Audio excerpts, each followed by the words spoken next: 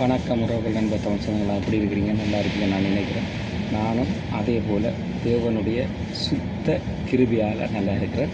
என்னென்னு கேட்டால், காலையில் எழும்பி ஞாயிற்றுக்கிழமை இன்றைய நாள் வேலை நல்லபடியெல்லாம் முடிச்சுட்டு, வேலையை முடித்து அப்படியே ஓடி அந்த ஆராதனையை பார்த்துட்டு, ஆராதனையை நல்லபடியாக முடிச்சுட்டு, இன்றைக்கு பாஸ்டருடைய திருமண நாள் அதையும் நல்லபடியாக பார்த்துட்டு, பாஸ்டருடைய மகளுடைய பிறந்த நாள் அதையும் நல்லபடியாக பார்த்துட்டு ரைட்டு ஓடி வந்து தலைவனாக பிடிச்சாச்சு. இதுக்குள்ளே ஏறிட்டால் எங்களுக்கு எந்த பிரச்சனையுமே இல்லை. மெட்ரோவில் விரைக்கெல்லாம் கொஞ்சம் சில பிரச்சனைகள் இருக்கும். எங்களோட பக்கம் ட்ரெயின் எடுத்துகிட்டா இதுக்குள்ளே ஊற்றி சில பின்னாடி நீட்டாக போய் கொண்டிருக்கும். அப்படியே தமிழ்கடை அண்ணாட்ட போய் ஒரு இளநியும் வாங்கிட்டு 2 சாமானை வாங்கிட்டு தமிழ்கடை அண்ணாவோடைய காய்ச்சி போட்டு அண்ணாவுக்கு நல்லபடியாக ஆண்டவர் உங்களோட இருப்பார் அண்ணாவுக்கு சொல்லி போட்டு உடனே வந்து பயணம் ரெடி ஆகிட்டுது. ஓகே, விஷயத்துக்கு வருவோம். நேற்றைய தினத்தில் என்னென்னு கேட்டால், நான் என்னுடைய நண்பனுடைய தங்கச்சியினுடைய மகளோட கல்யாண வீடு. அப்போ நான் உண்மையில் லீவ் எடுக்கிறதில்லை. இருந்தாலும் நேற்றைய தினம் முதலாளிகிட்ட சொல்லி லீவ் எடுத்தால் 2 விதமான பிரச்சனை இருக்கும். அங்கே வேலை செய்கிற இடத்துல ஒரு பிரச்சனை இருக்கும். அதே மாதிரி ஒரு நாள் லீவுக்கு எனக்கு சம்பளமும் வெட்டுப்படும். சம்பளம் என்றால் எனக்கு ஒரு நாளைக்கு நல்ல சம்பளம் தான் தேவன் வச்சுருக்கு, அது நல்ல சம்பளம். அப்போ ஒரு நாள் வெட்டுப்படும். ஓகே, அது ஒரு பக்கம் போட்டு அப்போ நண்பன் திருமண வீட்டுக்கு போனால் 11 மணிக்கு தாலி கட்டு எல்லாம் நல்லபடியாக முடிச்சுட்டு, அதுக்கு பிறகு பின்னிரம் சரியாக 7:30 மணிக்கு ரிசப்ஷன் அதையும் முடிச்சுட்டு 8:30 மணிக்கு நான் இறங்கி வந்துட்டேன். அதுக்கு பிறகு நண்பர்களுக்கு ஆளக்கானையில் தேடியிருக்காங்க. நான் இந்த இடத்துக்கு வர 10:45 ஆகிட்டுது. நல்லபடியாக வந்துட்டேன். வேறு லெவலில் அந்த திருமண நிகழ்வு நல்லா இருந்தது. நானும் சில வீடியோக்கள் நல்லபடியாக நண்பன் வந்திருந்த கேமராக்கள் ஃபோன்கள் எல்லாம் வீடியோக்கள் எடுத்து கொடுத்துருந்தேன். வந்து வீடியோ செய்த ஆட்களும் நல்லபடியாக செய்து கொண்டிருந்தார்கள்.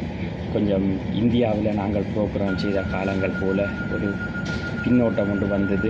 அதுலேருந்து எல்லாத்தையும் படியாக பார்த்துட்டு சந்தோஷமாக நல்லபடியாக முடிச்சுட்டு நேற்றைய நாள் நல்ல மாதிரி போச்சு. அதே மாதிரி இன்றைய நாள் தேவனுடைய கிருபையான ஆராதனையும் வந்து நல்ல ஆசீர்வாதமாக இருந்தது.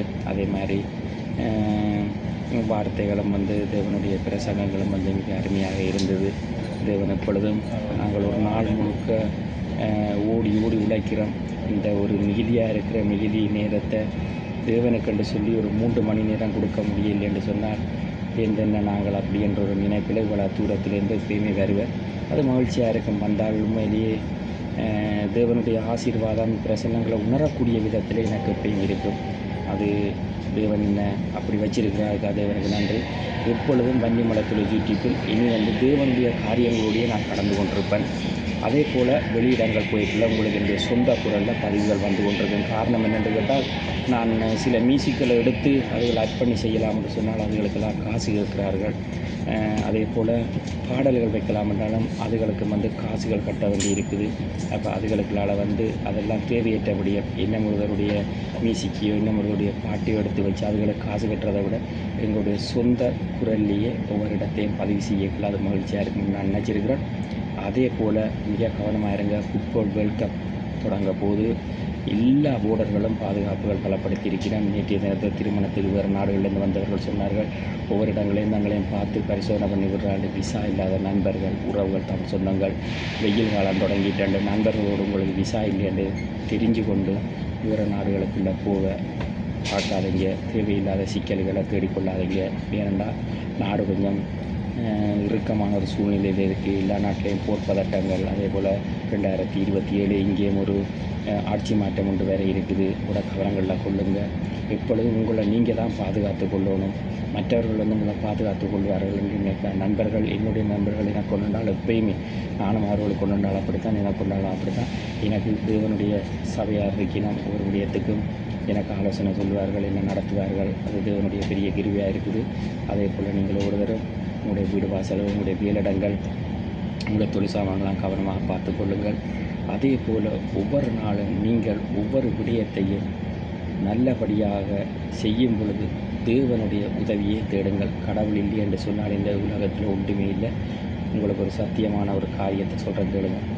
நேற்று நான் கல்யாண வீட்டை போயிருக்கும் பொழுது 80 வயது ஒரு பெரியவர் வந்து என்னோட ஒரு 15-20 நிமிஷம் பேசியிருந்தார்.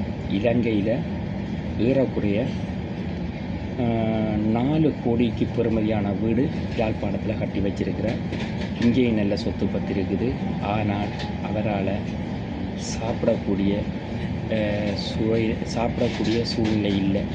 சின்ன சின்ன நாணல் நரம்பெல்லாம் படித்து பெரிய நரம்புகளோடு சேர்ந்து காட்டுக்கு போய் கொண்டிருக்கிற சரியான இரத்தங்கள் சரியாக போகாமல் அவருக்கு இரத்தம் உறைகிறதுக்காக இரத்தத்தை தண்ணியாக்கி சுத்திகரித்து அதுக்கென்று சொல்லி ட்ரீட்மெண்ட் கொடுத்து கொண்டிருக்கிறாங்கன்னு சொல்லி வருத்தப்பட்டிருந்தார்.